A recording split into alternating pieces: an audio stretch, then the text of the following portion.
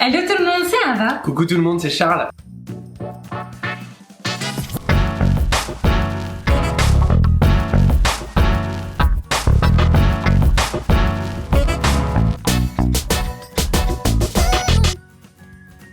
On espère que vous allez merveilleusement bien aujourd'hui. Nous on est super contents de vous revisiter pour la deuxième fois la forêt noire. C'est vrai qu'on l'a déjà fait. Il y a un an à peu près. Et on s'est dit, si on le refaisait en fait, mais en mieux et surtout en format familial. On vous avait fait, on va vous montrer quelques photos ici, un format individuel qui était très sympa et on va reprendre un petit peu la même base que ce gâteau là. On va l'améliorer parce qu'on a un peu plus d'expérience et normalement ça devrait donner un gâteau familial qui va être canon et surtout on va vous montrer une technique de dressage d'un entremets qui est encore différente de l'ancienne version et qui va être très intéressante pour votre créativité pour créer des nouveaux desserts à l'avenir. Dans cette forêt noire, on va faire un biscuit pâte à choux au cacao. Vous allez voir, ça va apporter encore autre chose à la dégustation. Ça va vraiment être top. Le confit, on avait un confit de griotte, là on va faire un confit cerise et framboise pour avoir encore un peu plus d'acidité, un peu plus de peps dans le gâteau. On va faire une ganache montée vanille et kirsch. Le kirsch ici est optionnel, mais c'est vrai que dans la forêt noire, il y a normalement du kirsch. Et ensuite, ça va beaucoup se passer au moment du dressage. Forcément, il y aura des copeaux en chocolat parce que qui dit forêt noire dit copeaux en chocolat. Il va y en avoir, on va vous montrer une technique pour en avoir des très jolis. Et puis, on va mettre un petit peu de ganache montée, un petit peu de cacao en poudre pour vraiment dresser joliment ce gâteau, un peu de fruits frais et on devrait être bien. On espère que ça vous plaît, que ça vous donne envie. C'est vrai que la forêt noire, c'est un dessert. Moi, en tout cas, ça me ramène en enfance parce que mes grands-parents me faisaient des forêts noires. Je sais pas si vous, c'était le cas, mais en tout cas, pour moi, ça me rappelle beaucoup de souvenirs. Alors, j'espère qu'on va réussir à vous transmettre cette émotion à travers cette forêt noire. On commence dès maintenant avec la confection de la ganache montée, les amis. C'est parti.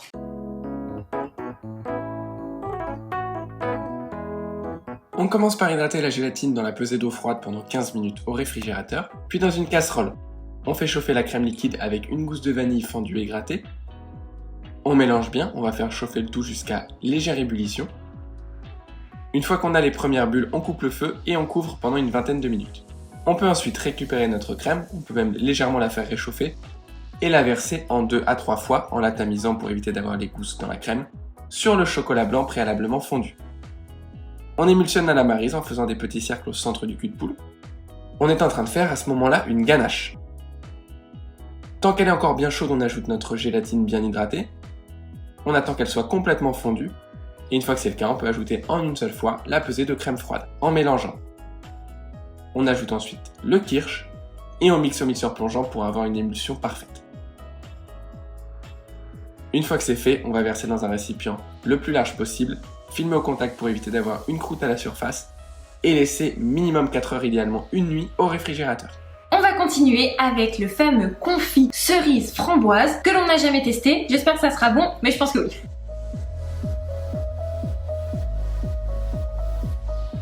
On commence par mélanger le sucre cassonade avec la pectine, ça évitera d'avoir des grumeaux comme toujours pendant la cuisson de notre confit. Dans une casserole, on vient mélanger le glucose avec la purée de framboise et la purée de cerise. Ici, on a mixé des cerises surgelées pour obtenir une purée. Sinon, vous pouvez en trouver dans le commerce, faites juste attention, c'est légèrement sucré. Quand le mélange fume, on va pouvoir ajouter une première moitié du mélange sucre et pectine.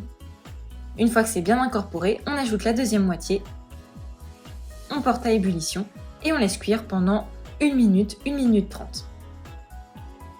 On réserve ensuite dans un récipient à fond large que l'on va filmer au contact comme toujours pour éviter la formation d'une peau.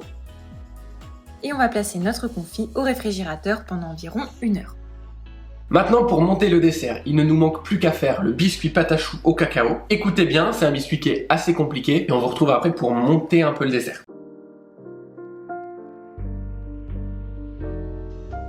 On commence par réaliser une pâte à choux en faisant fondre le beurre avec le lait, l'eau, le sucre et le sel dans une casserole. On fait fondre doucement le beurre sur un feu doux à moyen et on porte le tout à ébullition. Quand on a une belle ébullition, on récupère notre casserole du feu et on verse en une fois la farine et le cacao en poudre. On mélange bien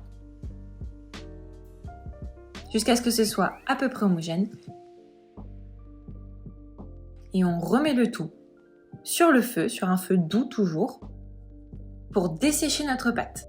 Ici on a utilisé un fouet, vous pouvez utiliser une maryse, peu importe. Le tout est que notre pâte commence à légèrement accrocher au fond de la casserole. Ça peut prendre environ 1 minute. On récupère ensuite cette préparation et on vient ajouter petit à petit la pesée d'œufs battue.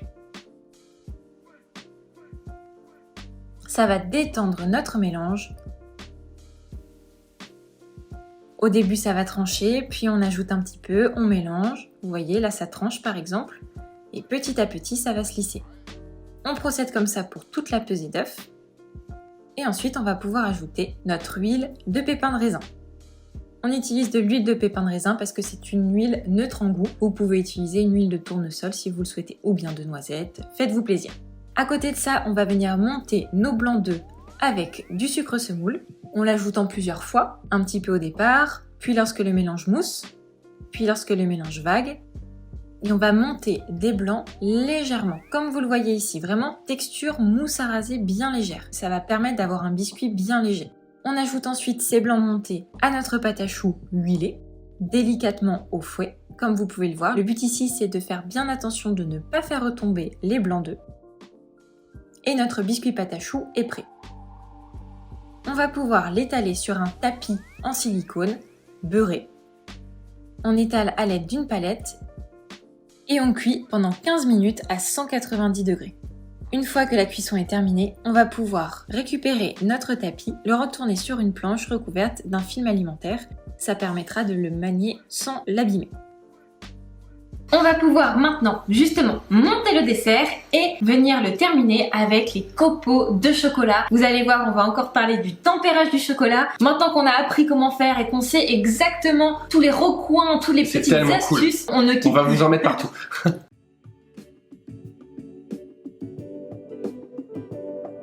Pour commencer, vous faites fondre au micro-ondes ou sur un bain-marie votre chocolat noir jusqu'à environ 50-55 degrés. Puis vous allez le sortir du feu. Vous pouvez le faire refroidir à température ambiante ou sur un bain-marie d'eau très froide jusqu'à entre 34 et 35 degrés. À ce moment-là, vous pouvez ajouter la pesée de beurre de cacao mi-cryo en poudre très fine et vous mélangez à la marie jusqu'à ce qu'il soit complètement incorporé. Une fois que le chocolat est entre 31 et 32 degrés, vous pouvez l'utiliser.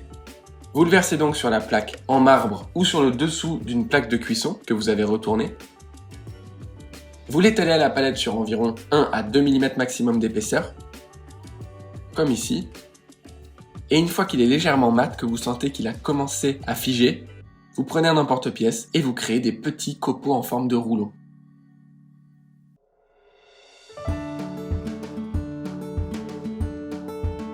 On commence par retourner notre biscuit sur un deuxième film alimentaire et on enlève le premier bien délicatement. Faites bien attention de ne pas abîmer notre biscuit.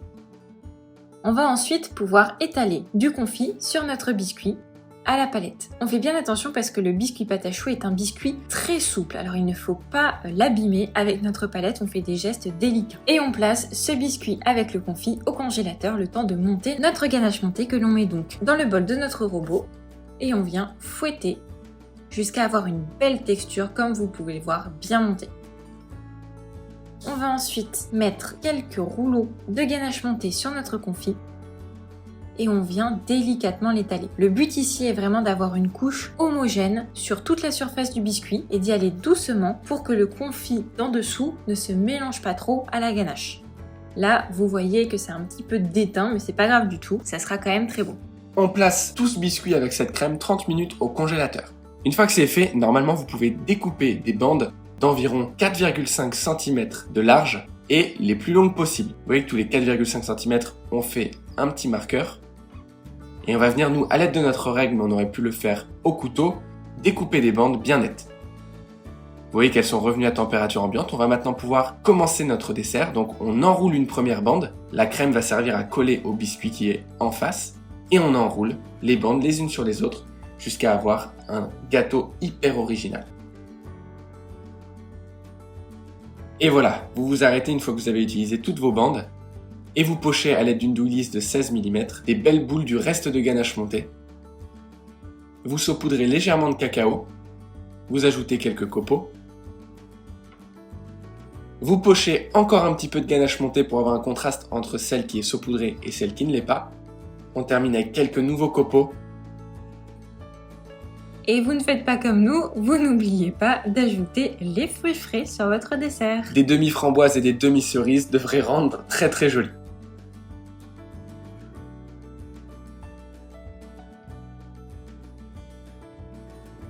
Et regardez la découpe, comme c'est gourmand. On va rajouter un petit fruit à ce moment-là parce qu'on s'en est rendu compte. Regardez, ça change tout.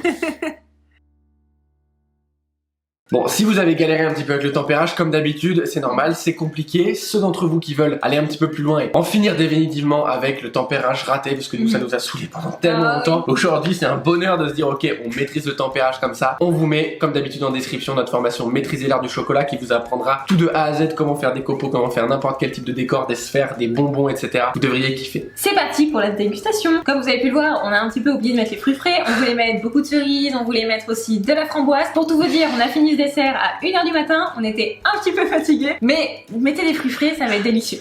Mettez framboise et des demi-framboises et des demi-cerises sur ce gâteau. On l'a fait après, mais c'est trop beau. C'est vraiment trop dommage que vous n'ayez pas les images. Allez, c'est parti, dégustation. C'est un peu gros ça. C'est énorme. C'est le biscuit le plus moelleux que je connaisse. Je vais dire ça. C'est un truc de fou. Les fruits frais, ça rapporte quelque chose de bien aussi. Hein. Ouais. Ce gâteau est incroyable parce que il est d'un moelleux incroyable et en même temps, quand on tombe sur un copeau, ça met un espèce de relief dans la dégustation qui est vraiment bonne. Une petite amertume du chocolat parce que à part les copeaux de chocolat, c'est très doux, je trouve. Ça enrobe la bouche, c'est délicieux. Moi, je me demande si j'aurais pas aimé mettre quelques copeaux, alors pas sous cette forme, mais un petit peu allumette, à l'intérieur, saupoudrés sur ma ganache avant de le rouler. En mode stracciatella. Ouais, pour avoir encore plus de copeaux. C'est dommage que j'y pense que maintenant, peut-être que ça fonctionnerait version pas, je sais pas. 3.0 va peut-être arriver l'année prochaine. Mais je trouve que ça pourrait être intéressant parce qu'effectivement la dégustation, je trouve que quand on n'est pas sur un copeau, ça manque un petit peu. Donc moi j'en ai piqué à côté pour ajouter sur ma cuillère. Mais c'est vrai que quand on est à table avec des gens, on évite de faire ça. Mais honnêtement, peut-être que ça pourrait être une idée. Mais à part ça, je le trouve vraiment délicieux. Les fruits frais, c'est super. Le confit, cerise, framboise, je trouve ça génial. Le kirsch, bah ça ramène en enfance. Aussi bizarre que ça puisse paraître, mais moi j'adore. Si vous avez aimé cette recette, cette revisite de notre revisite de la forêt noire, vous pouvez nous le faire savoir avec un petit pouce en l'air juste en dessous de cette vidéo. Ça vous prend quelques secondes et nous, bah, on est content quand on voit qu'il y a des pouces en l'air. Donc on vous remercie beaucoup d'avance d'avoir pris quelques secondes de votre temps pour nous. Vous pouvez aussi bien évidemment vous abonner et appuyer sur la petite cloche pour ne pas louper nos prochaines vidéos. C'est gratuit, 100% gratuit et nous ça nous aide dans notre travail. Mais on vous rappelle quand même qu'on est avec vous tous les dimanches à 11h pour une nouvelle recette. Alors clairement, pour réaliser un peu à la perfection ce genre de dessert, il faut beaucoup de techniques en pâtisserie. Il y a un biscuit pâte à choux qui est quand même pas le biscuit le plus facile de la pâtisserie. Il y a une ganache montée qui est au kirsch. C'est pas du tout facile de trouver la bonne texture pour la monter, etc. Bon bref, il y a beaucoup de techniques. Si vous êtes passionné de pâtisserie, que vous vous dites, ok, je l'ai réalisé une fois ce dessert, bah j'ai pas réussi à avoir le même résultat que, mais pourtant j'aimerais bien. On vous met comme d'habitude dans la description un extrait gratuit, 100% de nos ateliers virtuels qui sont nos formations dans lesquelles vraiment on va en profondeur. Vous allez trouver énormément d'infos pour progresser très vite, notamment si vous vous inscrivez derrière dans les gros ateliers virtuels. Donc on a hâte de vous y retrouver pour ceux d'entre vous qui sont motivés. On vous embrasse, merci de nous avoir écoutés jusqu'au bout et on se retrouve la semaine prochaine. À très bientôt les amis. Pour une prochaine recette.